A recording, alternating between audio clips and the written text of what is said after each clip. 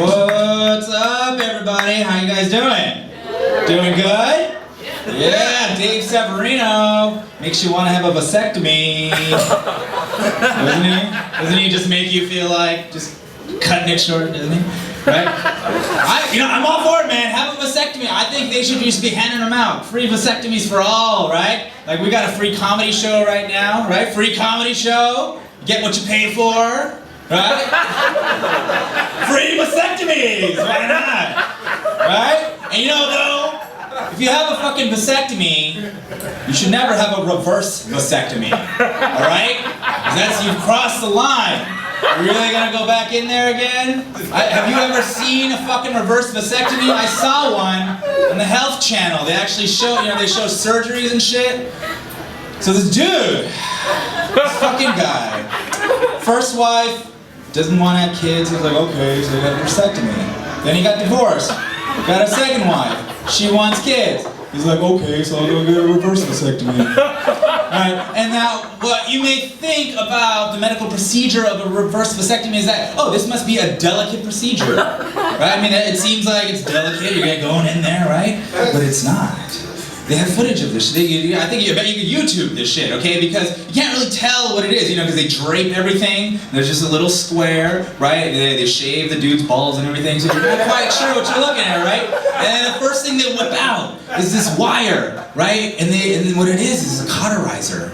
Right? It's a red hot wire that just slices through the scrotum, right? And then the whole thing just like it's just all these tubes just fucking come out, right? And then the fucking surgeon is just like, all right, we're going in. And then he's just like going in. And it's like the fucking Swedish chef from the Muppets, like, and there's just like pieces of meat flying everywhere. And you're like, wait, this is a medical fucking procedure? Like, these are doctors and surgeons doing this? Right? Like, if your balls could talk, your balls would just be like, again? Wait, what are you doing?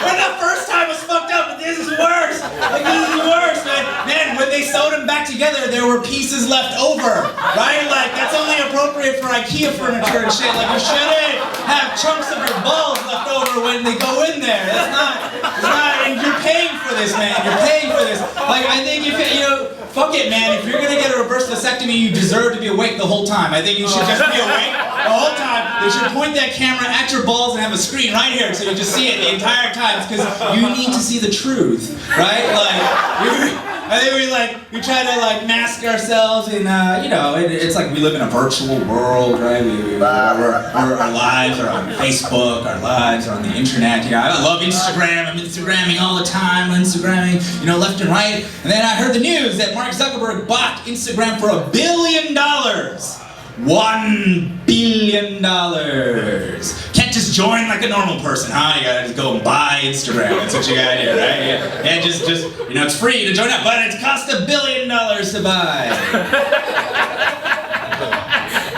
According to the World Health Organization, it costs $2 billion, or it would cost $2 billion if anybody would fork it up, to feed the world for an entire year. The entire year can be fed for $2 billion. Now imagine this fucking kid under 30 plunks down $1 billion for an app that you use to take pictures of food with. What the fuck is going on like that? Why is fake food worth more than real food? Food that's already been eaten. Memories of food. Why is that more important than real food you can be feeding to people? The entire earth could be fed. Fuck that. I'm gonna take a picture of this fucking jelly roll. People love this thing. Right? Fuck. The fuck is going on? It's weird, man. It's like as if fake shit is more important than real shit. That's what's happening. Right? Like at Coachella, did you hear about the hologram Tupac, man? Did you hear about that shit? They had hologram Tupac up there. Fucking, singing along. And I can imagine, look, if I was at Coachella and I'm like tripping on shrooms or I'm smoking weed and shit, and it's like nighttime, and then Dr. Dre's on stage, and then Snoop Dogg, and then out of nowhere it's like, Tupac! Oh! Like, it makes sense if you're fucked up and it's at night and you're singing this. That's awesome. That's fucking awesome. But the news is reporting on this shit, man. The news, right? And I guess, I was thinking about it, I was like, well, the one good thing about a hologram Tupac is, now the bullets will just go through him, right? Right? Come on, shoot right! Come on! Oh, yeah, you're owing me, I'm the bad guy. I'm the bad guy. I'm the bad guy. someone who's desecrating the memory of an amazing genius of an artist by fucking utilizing his image and exploiting it and making money off that shit. Fuck that, right? How long will they mourn me? Not very long, Tupac. Not very long. Looks like about 15 years. Looks like about 15 years before they dig up your body and have it dance around for shekels, right? It's fucked up, man.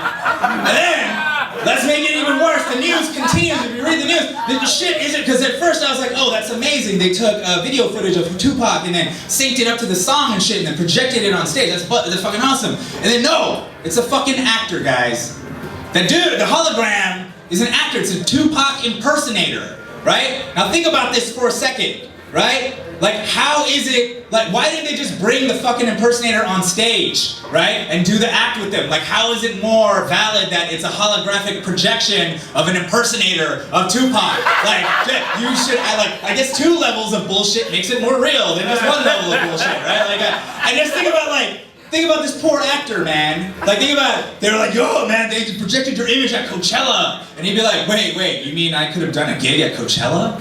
Like, you mean they just screwed me out of a Coachella gig? And then Dr. Dre and Snoop were like, oh, this is so successful, we're gonna tour with the hologram. Right? What kind of bullshit? That's so much stage time this guy's getting screwed out of. Can you imagine that? Think about this shit. This guy, they could have been paying this actor to go up and do this act, right? But instead, they just film him once and then project it holographically. That's fucking bullshit. I mean, if anything, wasn't Dr. Dre the one who was all up in arms about Napster and fucking pirating and shit? And is he not literally pirating Tupac's image? I mean, isn't he just jacking it and fucking, bringing it up there? I mean, what is the fucking difference, right? Like, yeah, it's just like, that's what I mean, man. It's like, for some reason, this fake Tupac, right? It's 2 generations of fakeness is somehow more real than the actual Tupac himself. It doesn't make any fucking sense, you know? It doesn't make any sense. And why is the news of all things? Think about that. Like, this is actually news. Like, what? The news is that, they filmed a dude impersonating Tupac and then projected it onto the stage.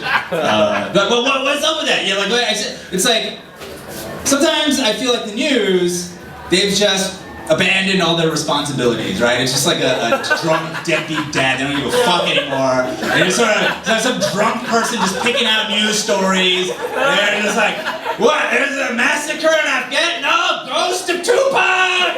Ghost of Tupac! Everybody look at that! Ghost of Tupac! Right? Because it's fucking bullshit, man. Like, it's all rigged, dude. Like, anytime there's any critique of capitalism, right? And they're all like, all right, let's talk about capitalism. Who do they invite on? Some rich dude. They invite some rich dude, and they're like, tell us, sir, what do you think about capitalism? And then, he'll be all like, well, I believe that the market forces will determine what is best for the public and competition and all that stuff. And like, dude, the guy's rich. Of course he's gonna love capitalism. He's fucking winning the game. Like, that's just, who they should really bring, if you really want to be fair and balanced, you should bring a guy on mushrooms.